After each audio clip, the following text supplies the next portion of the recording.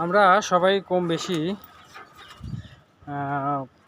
কবুতরকে ভালোবেসে থাকি এবং শুধু কবুতর নয়, মুরগি, হাঁস, গরু, ছাগল অনেক কিছুই ভালোবেসে থাকি।